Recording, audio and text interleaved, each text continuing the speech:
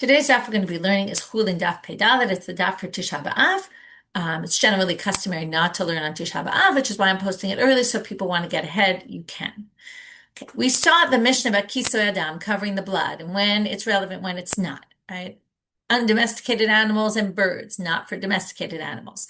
For Chullin, non-sacred items, but not for Kodshim. To which the Gemara said, what do you mean, not for Kodshim? But Kodshim is Mizbeach, right? We're talking about birds, not animals, because, the Chayot don't go on the altar, and Behemot, you're not obligated for Kisoy Adam. But when it's a bird, after you put the blood on the side of the altar, you can then take it off, scrape it off, and cover it. So why, right? So you actually are obligated. To which the Gemara assumed we're talking about for temple maintenance. Okay, if you have birds that you sanctify for temple maintenance, and then you slaughter them, which you're not allowed to because you're not allowed to benefit from them, so basically they're forbidden to benefit. Which means that your shechita is an invalid shechita. If it's an invalid shechita, then we're going to say, oh, well, invalid shechita isn't shechita, and therefore you're not obligating kisoy adam. Kisoy adam, covering the blood, is only when you do a valid shechita. To which the Gemara asked, top of our daf, wait a minute. Why don't we turn that invalid shechita into a valid shechita, even though we already slaughtered it and theoretically we weren't supposed to? But now you can actually redeem it, move the sanctity onto something else. Take the bird, and then the bird can actually be eaten. Once it's permitted to eat, well, then you have to, go back and say, oh, now I have to cover the blood. So they say, no, there's a different reason, which is be'inan hamada b'haracha. In order to redeem something, you have to stand it up and evaluate it. And if the animal can't stand because the animal's dead, well, then it can't be redeemed.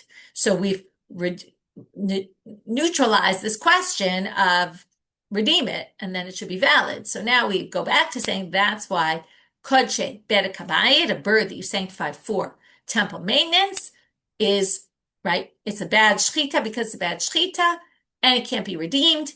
That's why you don't have to do the blood.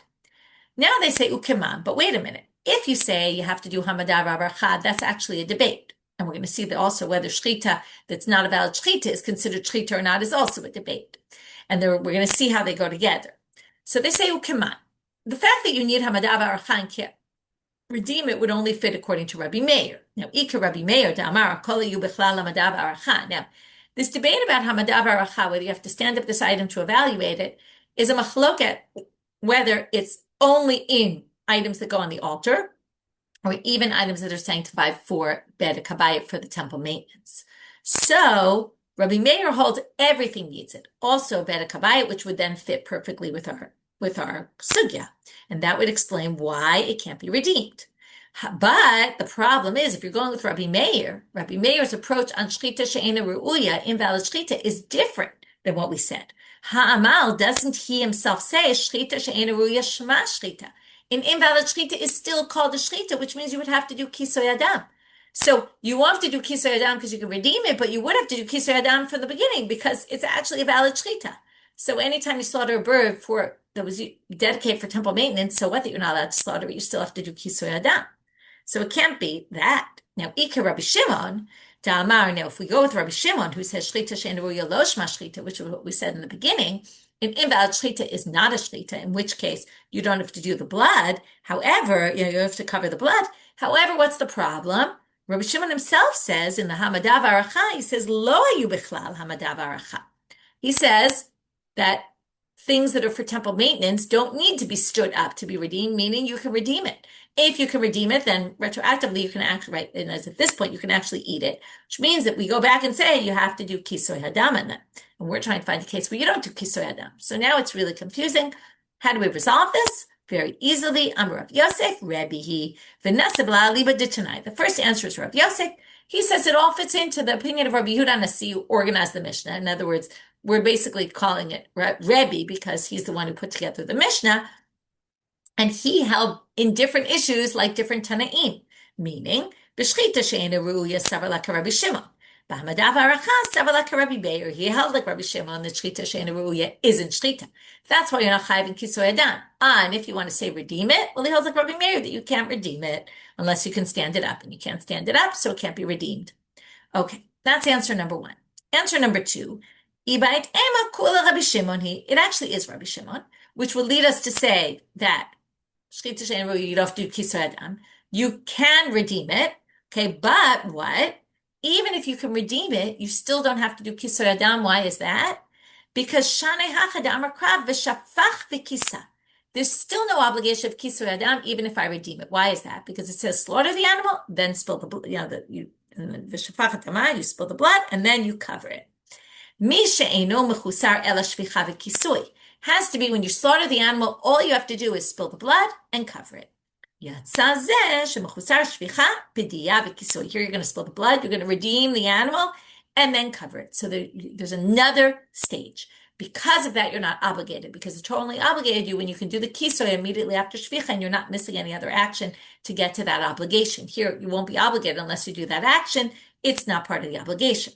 To which the Gemara now goes all the way back to the end of yesterday's stuff, which is, now that you say that, we can actually figure out that we can read the Mishnah.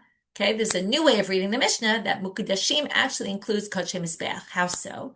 Because what did we say? Afilu tema Kodshei Mizbeach. You can even put that into the Mishnah now. Misha eno mechusar ela shvicha v'kisui. Yatsa zeh shemechusar shvicha grira v'kisui. Remember, you had to scrape it off the altar in order to sprinkle the blood. That's missing another stage. And then we could say, even Kodshei Mizbeach, right? Birds, you do malika on the altar, you don't have to sprinkle the blood. You don't have to cover the blood because it's missing another action. Now we reread the Mishnah as Mukdashim isn't just Bedek Habayit, which was one track we had. Now we could say it's Bedek Habayit or Kodshei Mizbeach. Mar Bar V'Ashi Amar, he's going to give a different reason why Mukdashim are exempt, and this would apply to all Mukdashim. Amar Kra Chaya O Of, because it says undomesticated animals or birds. Ma chaya ena kodesh, af of eno kodesh. Just like a chaya, it can never be put on the altar. Also, it has to be a bird that's eno kodesh, that's not sanctified, just like the chayot are not sanctified, because there are no korbanot with chayot. Ima, so then they say, wait a minute. Ima chaya she'en b'mina kodesh. So then maybe we could take it farther and say, listen, no type of chaya can ever be kodesh. And therefore, we could say like this, af of, when it comes to the birds, the ones that you have to cover the blood would be only ones she'ein b'mino kodesh, that don't have a parallel, right, that don't have of their type that could go on the altar. So maybe otzi torim u'bnei yonah sheyesh b'minan kodesh. Okay, the torim and the bnei yonah, which are the type of birds, right, the pigeons and the turtle doves that you use on the altar, maybe if you'd slaughter them outside the temple, you wouldn't have to sprinkle the blood because they're parallel, right? They actually have a parallel that goes on the altar, whereas the chayot have none. To which they answer, lo, kechaya. No. We're going to actually compare the birds to a chaya in a different way. Ma chaya lo chalakta ba af of lo tachlok bo. Just like in a chaya, we make no distinctions and we say all chayot, right? We say all afot. And we don't say, oh, there's some birds because they go on the altar, so you don't actually have to cover the blood. Okay? We don't say that. Now we're going to have another question about this chaya issue. So Amar le Yaakov mina ale Rava. So we have a heretic, who questions Rava. They're always going to be kind of, questions that are trying to jab at the rabbis. When it comes to kosher animals, right, we know there's chewing its cud and split hooves. Now, it says they are behema. These are the signs of the behema for kosher animals. And there the word animals includes domesticated and non-domesticated animals. So why don't we say when it says chaya, in our case, in covering the blood, maybe it includes animals as well.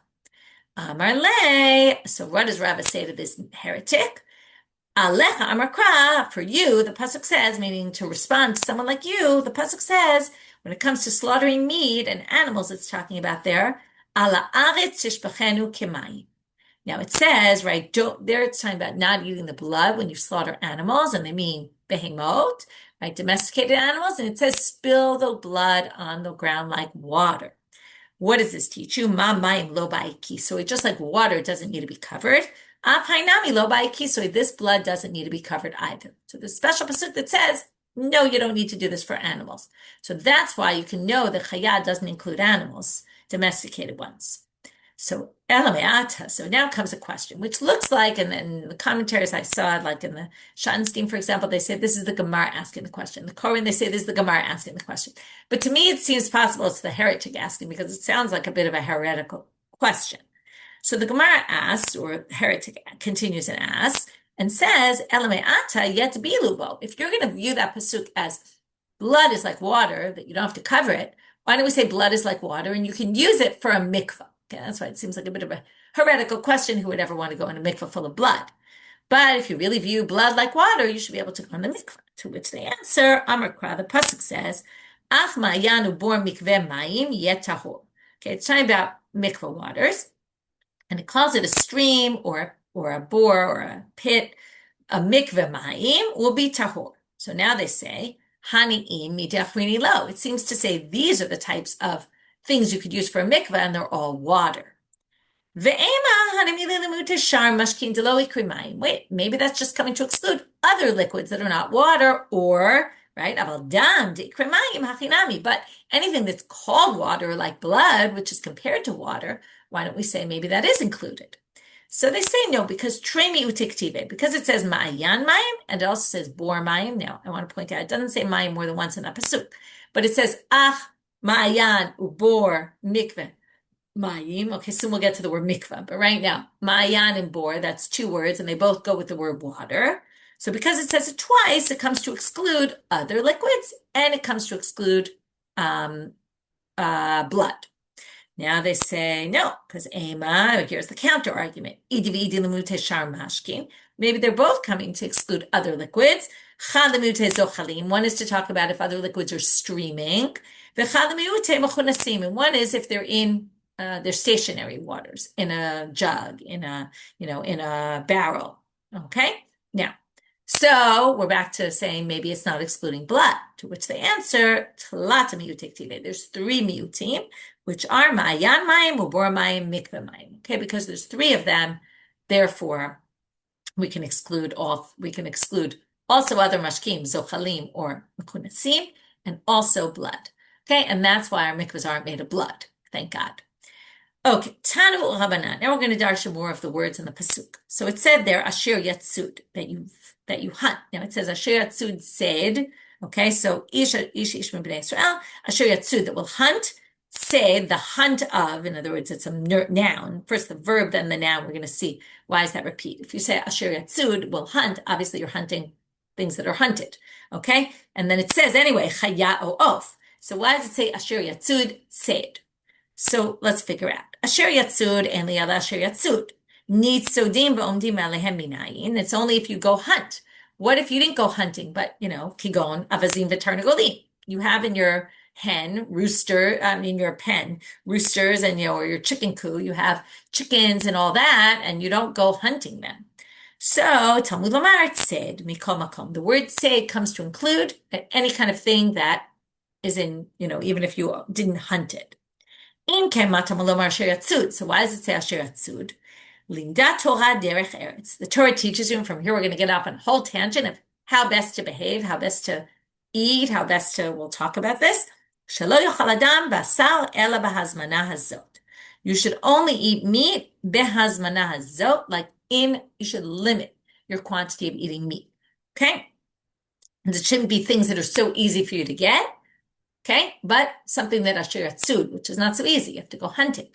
So don't do it all the time. Okay, we're going to see. This concern seems to be that people couldn't afford to eat meat all the time. And they're trying to teach the people, listen, moderate your eating habits and that are so that they work out with your financial means. Okay, so now we're going to see a whole sugya about this. Tanu Rabbanan, another braita that relates to this. Ki yarchiv Hashem elokecha ek gvulcha. There it says when God gives you more land when you get into the land. And then it says, V'zavachta mi b'karcha mitzoncha asher. Sorry, that's not the pasuk. I read the wrong pasuk. In Dvarim Yud Bet pasuk kaf. V'amarta ochla basar ki taveh nafshecha le'echol basar. And you say, I want to eat meat because you're desiring meat. So now what are they going to darshan from this? Limda Torah derech eretz shelo yochal basar ela l'tevon. You should only eat meat when you're hungry for it. Okay, not when I'm in the mood to eat stam, for no real reason. Now, you might have thought, okay, so go to the shuk and buy meat. You should take from your own. That pasuk says. When you want to take, this is the next pasuk, okay, that I started reading by accident before.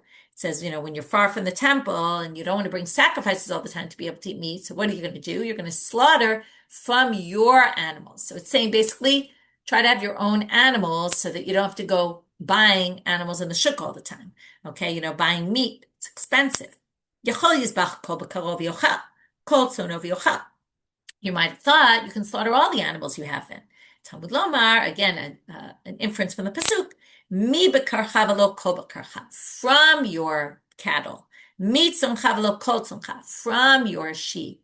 Okay, not all your sheep. Mi always means from, not all of them. In other words, you need your animals to work. You need your sheep for wool, for also the females for the milk. Okay, don't slaughter them all, because then you're going to not have what you need in your house. Mikan amar Rabbi Elazar ben Azariah. From here, Rabbi Elazar ben Azariah, who by the way was wealthy, but I guess understood the people who weren't, and he gives advice, and he says the following. Misha yesh lo maneh, if you have 100 zuzim, which is not a lot, I mean, it's not a small amount, but it's not a lot. Yikach lo maneh, yikach le paso, will take for his pot, litra yerak. Okay, get vegetables, make a vegetable soup. Maneh, asara maneh, if you have 10 times that amount, yikach, remember, maneh is 100 zuzim, so you have 10 times that amount, yikach lepaso litra dagim. You can take the same amount, but of fish. Chamishim maneh, if you have 50 times the amount, right, of a maneh, yikach lepaso litra basar. Then you can go by meat. Mea maneh, yishpetulo k'dera b'chol makom. Okay, 100 maneh, you can have a full pot every day. Now notice that different ones related to different items you could have in it. The last one related to how often. It says every day. So now they say v'inach emat. So what about all the others? How often can you eat? Me'erev Shabbat le'erev Shabbat. When we say you can buy fish or you can buy meat, only buy it once a week for Shabbat. Okay, don't buy it more than that because you're not going to be able to afford it. Amar Rav, tzrichim anu lachush l'divrei zaken. So Rav said, yeah, we really have to worry about what Rabbi Elazar ben Azariah said. Amar Rabbi Yochanan responds to Rav's statement and says, Abba, which is Rav, mi mishpacha bri'im havi. He was from a family of very healthy, strong people. They didn't need meat all the time. Okay, now we get to, vegetarians who have to be, or vegans who have to be checking, do they get all the nutrients? He says, Aval kigon anu, but us, we're weak. Misha yesh lo pruta b'toch kiso, if you have money for it, that day, yiritzena lechavani, go take it right away to the chavani. Buy yourself some meat and eat it, because when you get money, you have to eat meat. It's not healthy for you not to. So we're balancing two things here: the finances and the health issues. Amar Rav Nachman kigon anu. Rav Nachman says, like us, where we both are weaker and we don't have enough money. Lovin v'ochlin. We borrow money in order to be able to afford to eat, because it's important to eat. Fasim levushcha. Now we're going to darshan these two psukim in Mishlei, chapter 27, verses 26-27. Fasim levushcha, okay, sheep for your clothing. Umechir sadeh atudim, and the price for your field should be to buy atudim, which are also from the sheep family. V'dei chalev izim lelachmech. Okay, so and enough milk from your goats. Lelachmecha lelechem beitecha, for your bread and for the bread of your family. V'chayim lenarotecha, and to bring life to your young ones. Okay, we're going to darshan all these parts. Fasim lelevushecha miges fasim yehem avushcha. Okay, from the wool of your sheep, you should get your clothing from. Okay, mechir sadeh atudim lo'olam yimkor adam sadeh v'yikach atudim. Better to sell your fields and buy the sheep. V'al yimkor adam atudim v'yikach sadeh, not the reverse. Because the sheep provide milk and provide clothing, and therefore we'd rather have that, and ultimately meat as well. Okay, better to make, right, to have your sustenance come from your own stuff, from your milk that's in your house. It's a little bit weird. Okay, I translate it kind of as if there was a vav in between end. It doesn't really say that. So they say, for your bread, the bread of your family. How do we repeat that? This is the airplane thing. Put on your oxygen mask first. First feed yourself, then feed your family. We'll see something that seems to say a little differently later, but right now, feed yourself first, then your family. Give life to your young ones. What does that mean? Don't get your children used to eating meat and wine all the time, because then they won't be able to afford their life when they get older. Amar Rabbi Yochanan, turning now to Amud Bet. Rabbi Yochanan says, this is continuing the same idea. If you want to get wealthy, you should have a lot of small animals, because they end up helping to get your wealth, because you can make clothes out of it, you can have milk from it, okay? They produce their things that are important to you. Okay, Tosfot says, it talks about in Psachim, in the chapter about the Minhag HaMakom, if you deal with Beimot HaKot, you won't see a Siman Bracha Olam, and there's all these issues that raise in other people's fields. So Rabbeinu Tam says that's when you're doing it in the city, where they're gonna like destroy other people's stuff, or they say also because of Ayin Hara, Tosfot says, but this is talking about out, when you're shepherding far away. By the way, this whole thing about better to have your flock than land, that's totally the shepherd mentality rather than the landowner's mentality, right? We all know owning land is also a good thing. I didn't mention, but land produces food as well, but it's a lot of work both to plant, right? And then you need workers to help you bring in the produce. It's an expensive proposition, even if it's going to yield good results. And also it all depends on the weather. If there's bad results, bad weather, you're not going to have good crops that year. So it's definitely much more risky. Amar Rav Chisda, my dechtiv ashterot zonecha, another pasuk, this from Dvarim chapter 7, shema'ashrot et ba'alehem. Okay, the tzon makes their owners wealthy, as we've been saying. V'amar Rabbi Yochanan, kasa decharshim v'lo kasa deposhim. Okay, this is apropos healthy or not healthy things. Better to drink a cup from a witch rather than, or from a one of these people doing all sorts of sorcery, rather than a cup of tepid water. That's where the bacteria grows. Okay, you'll see things that, reflect if you go to a third world country, right? You have to boil the water. We're going to see that here. We're going to have all sorts of limitations, though. Tepid water is a problem if it's in a klei matechet, a metal vessel. If it's an earthenware vessel, late lamba, there's no problem. So the klei matechet is only a problem el delo shadibut sivya. If you didn't put any spices in, okay, or like tea leaves. Aval shadibut sivya late lamba. If you put in some leaves, it already takes out the bacteria. It kind of counters it. And if you didn't put those in, it's still not a problem. Ela delotzai. It's only if you didn't boil it. Aval, I said we get to boiling. About tzai, it's late lamba, but if you boiled it, there's no problem. Va'amar Rabbi Yochanan. If your father left you a lot of money and you want to just do it, throw it all away. Okay, this is basically saying, don't do what I'm about to tell you.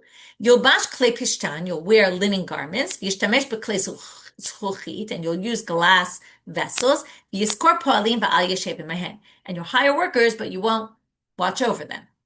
Okay, what does this mean? You'll bash klei pishtan v'kitana robiyata. We're talking about specific material, this cotton from the Romans, or whatever we call it in English, which is very fine, very expensive, but rips very easily. This is white glass, which breaks very easily. It's, again, very expensive, but breaks very, very easily and can't be fixed. So what is that? What kind of work did you really have to watch your workers? You don't always have to watch them. But bitore de nafish psidai. First of all, you should probably always watch your workers, right? If you ever did construction in your house and you're not watching what they're doing all the time, right? They might do the wrong things. They might cut corners. They might do all sorts of things that, would mess it up. And likewise, if you're, you have people working for you, we all know if you're not on top of people and following up, things fall between the cracks. But what they're talking about here, what the Gemara explains is bitore with oxen, de nafish psidayu. They can cause a lot of damage. If someone's not watching them, they let the oxen roam free. They trample in the fields. While trampling in the fields, they could get stuff stuck on their bodies and, kind of damage them. They could trip, right, on the vines, let's say, and all sorts of things could happen. And they're not going to end up doing as much work as they're supposed to be doing by plowing in the fields. So that's one of the things where there's a big, where you could really lose a lot of money very easily. Darish Rav Avira. Zimnin Amar Lamishmei Rabbi Ami, Zimnin Amar Lamishmei Rabbi Asi. Okay, sometimes he quoted in the name of Rabbi Ami, sometimes in the name of Rabbi Asi, but Rav Avira says the following. My dechtiv tov ish chonenu malveh, yichalkel dvarav b'mishpat. Another pasuk, this is a pasuk from Chullin. Okay, good is a person who is chonen u'malveh, he has pity on people and loans. Yichalkel dvarav b'mishpat. This is the part that's important to us. He manages his stuff with judiciousness. What does that mean? You should always eat and drink less than what your means are. If you have means for more, always cut down. But buy clothes, though, according to your means. V'yichabed ishto banav yoter mima sheyesh lo. But give your wife and your children more beyond your means. Okay, lots of people do this, right? For their kids especially, right? Or for their spouses, right? They'll spend more money than they want. Okay, so for yourself, this is a little different than before. Eat your own bread and then give them, but that was for basic. This is for more. So you should give them more than even what you have. Shehem tliyim bo, because they're dependent on you. But hu taloy b'misha amar v'haya ha'olam. But you're dependent on God. So you can rely on the fact that God will protect you, but your children need to rely on you, and therefore you should, and your wife, and therefore you should give them more than what you can afford. Okay, which obviously not too much more. Darish Rav Eina. Now we're moving back to another issue. Okay, so we're done with all the tangent of all the derech eretz and how to live and how to manage your money. For the most part, we were talking about. Darish Rav Eina apitcha de Reish Galuta. So Rav Eina now made a drasha in the entrance of the Reish Galuta's house, and this we're going to see. He in the end they're going to reject what he says. Hashochet lecholeh b'Shabbat chayav lechasot. If you slaughter for a sick person on Shabbat, you have to cover the blood. And it sounds like on Shabbat. So Amar lahu Rabba. Wow, this is a very surprising matter, he just said. Take away his amora. The amora was the person who kind of was the loudspeaker that got the rabbi's words to the community. Don't give him one because I don't want him spouting this nonsense. This isn't true, and I don't want people to think it's okay. Tanya, how do we know it's not true? Because of this Tosefta. Rabbi Yossi Omer, there's going to be one sentence in this Tosefta that's going to be relevant. Koi ein shochatinu to b'yom tov. This we saw in the Mishnah. Koi is a suffix. So they're not necessarily chayvin kisoy adam, and therefore don't slaughter it on Yom Tov because then you might have to cover the blood. But if it's not really obligated, then you can't do it on Yom Tov. Ve'im shachato em chasin et amo. Now, if you did it anyway, you won't be able to cover the blood. Okay, this we saw in the Mishnah. Now he's going to explain mikal v'chomer. How do I know that you don't cover the blood? It's a kal v'chomer. How does it work? Uma milah, brit milah, shevada'a. If it's a definite brit milah, like baby's born on Shabbat, you do the brit milah on Shabbat. So vada'a doche Shabbat. And yet, ein sveka doche Yom Tov. Now, Yom Tov is obviously less than Shabbat, right? Less stringent. And yet, a brit milah that's a suffix will not override Yom Tov because, right, if the kid was born and they're not sure it's ben hashmashot, whether it was a week before Yom Tov, right? The day before, the day after. We don't know which day it happened. So we don't do the Brit Milah 8 days later. We push it off till after Yom Tov. Okay? Like if it happens if we take a Shabbat example, happens Friday night in between sunset and the end of sunset. So the baby, we can't do it on Friday because that's not 8 days. We can't do it on Shabbat, right? Because, sorry, I didn't say that right. If it was born on Shabbat, which we don't know, if it was born Friday and Shabbat, then Friday will be only the 7th day. If you want to then do it on Shabbat, because that's definitely the 8th day at least, right? If not the 9th day. But what's the problem? The problem is that we don't override it because we don't know. Only when it's definitely the 8th day do we let you do it on Shabbat. And same thing on Yom Tov. Okay, so now he says, if a Brit Milah, the Vada overrides Shabbat, but a suffix doesn't, then Kisoy hadam she'ein vada'o doche Shabbat, when you're definitely obligating kisoy hadam, which we're going to assume is our case, where you slaughtered for a sick person on Shabbat, because we're talking about a sick person who, needs the food, and therefore you're allowed to slaughter, you didn't have any meat, and yet you're not allowed to cover the blood, which is against what Rav Eina said. Anyway, since that's definite, eino din she'ein sveko doche Yom Tov, wouldn't you then assume that a koi for sure wouldn't override Yom Tov if it's vade doesn't override Shabbat? Okay, now, Amrulo. So now here's a reaction. We don't really need this for our purposes, but we're here on the Tosefta anyway. So now we have two reactions to this kal v'chomer. They reject it. Amrulo. So even though they reject it, still his point about what he makes, the kal v'chomer might not work, but he does make a point that kisoy adam, the vada is not doche Shabbat, and we'll come back to that when we finish the Tosefta. Amrulo. Tkiyat shofar b'gvulin tochiach. Okay, tkiyat shofar outside of the temple. In the temple, they would blow the shofar even when Rosh Hashanah came out on Shabbat. But tkiyat shofar b'gvulin outside the temple, they wouldn't blow the shofar on Shabbat. Now, this will prove that your kal v'chomer is all wrong.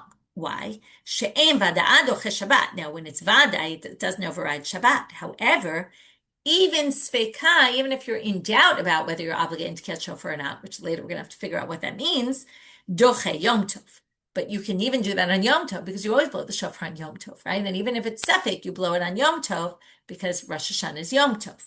Okay, so here you see that something might not be allowed on Shabbat, and yet in a Vadai case, in a definitive case, and a Sefek case, actually you would do it on Yom Tov. So you can't make that comparison to Brit Milah because Tkiyat Shofar is different, and maybe we learn from Tkiyat Shofar, and then we'd say you can Sefek Yom Tov. You can actually do Kisoy Hadran. Hey, Shiv Rabbi Elazar Kapar Beribi Tshuva. He brings another issue with this Kavachomer. Why are we learning this from Brit Milah? Brit Milah is very different from Kisoy Hadran because Brit Milah is not on Leil Yom Tov. Okay, you don't do it on Leil Yom Tov. Now Kisoy Hadran, when it's a Vadai case on Yom Tov, if you slaughter on Yom Tov and you did it at night, you would have to cover the blood. So Brit Milah is already limited more, and maybe that's why we limit it and say the suffix doesn't override Yom Tov. But it seems a little unrelated, but what they're saying is since Kisoy Hadran can happen even at night, Kisoy Hadran, since you could do it even at night, maybe it's more expansive, and maybe then you could do it, it's suffix on Yom Tov. And that would go against the Koi thing, right? So now, okay. So now we're going to say the following.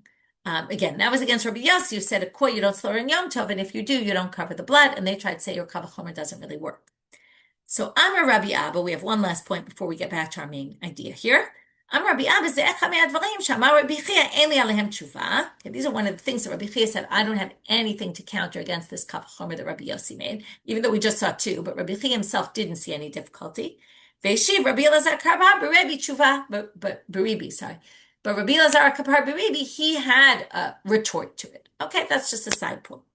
Now we go back to the main point. Katani miyad. However, in this Braita, what does it say? One of the lines of Rabbi Yossi was Kisoy she'en vada'o doche Shabbat. Now, my vada'o de kisoy de lo doche Shabbat. What's the case of vada'o bekisoy that doesn't override Shabbat? A definitive case where you still wouldn't do it on Shabbat. Is it not lava shochet l'chole b'Shabbat? Is it not slaughtering for a sick person on Shabbat? So they say. No, because Dilma de Avar v'Shachat. Maybe that's not the case. Maybe it's a person who went against the law, transgressed Shabbat, slaughtered when they weren't allowed to, and maybe that's the case. But they say, no, it can't be, because they're comparing it to a Brit Milah in the comparison, right? That's the Kavachomer. And Dumia de Milah, it has to be like Brit Milah. Now, Ma Milah b'Reshut, Af Kisoynam b'Reshut. Now, since Brit Milah was done with Reshut, you're allowed to do it. This must be a case where you're allowed to slaughter, and that's what we're talking about. And therefore, it must be our case, in which case we knock out what Rav Eina said, or at least Rabbah brings this difficulty from this Tosefta, which there's no answer to. Now the Gemara says, let's just go back to some of the words in this Braita, and we want to understand what this case of Safek Tkiyat Shofar is. And we won't figure this out today. I'll leave you hanging. Amrulo, Tkiyat Shofar b'gvulin tuchiach she'en vada doche Shabbat u'sfecha doche Yom Tov. So now we just go back to that line. Tkiyat Shofar outside of the temple will prove, because in a Vada case, it doesn't override Shabbat, but yet in a Safek, in a case of doubt, it overrides Yom Tov. Now, my Sfecha, what kind of Safek are we talking about? Ilem a Safek kol Safek Yom Tov, if it's because, we don't know what day Rosh Hashanah really is. So every day of Rosh Hashanah, right, maybe it's a regular day of the week, maybe it's Yom Tov. Now, if that's the Safek, that makes no sense to say, that's certainly obvious that you're going to be able to blow shofar, because Hashta Vada Yom Tov Dachya, Safek Yom Tov, Safek Chol Mebaya. If when it's definitely Rosh Hashanah, we allow you, even though it's Rosh Hashanah and a holiday, Yom Tov, we allow you. Of course, if it's maybe Rosh Hashanah, but maybe it's even a regular day of the week, of course we're going to allow you, because what's the worst case? It's a regular day of the week. Well, of course you can blow shofar on a regular day of the week. I can blow shofar whenever I want. So that can't be it. So let's wait and see till tomorrow. In tomorrow's daf, what the suffix really is here, that we're saying, even in that suffix case, you're allowed to blow shofar on Yom Tov. Okay, so what did we do today? We tried to figure out the Mukdashim in the Mishnah, which we had different ways of understanding. It could be the Mukdashim, which are Bedek Habayit only, or maybe it's even Mukdashim that are Kodesh Mizbeach. We have ways to explain it, that you're not obligating Kisoy Hadran. Okay, the Kodesh Mizbeach went in both ways, depending on, our explanation. Then we did some drashot on the Chaya, specifically the Chaya, not a Be'emah, right? And why not? Why doesn't Chaya include Be'emah, just like Be'emah includes Chaya? We had the heretics question.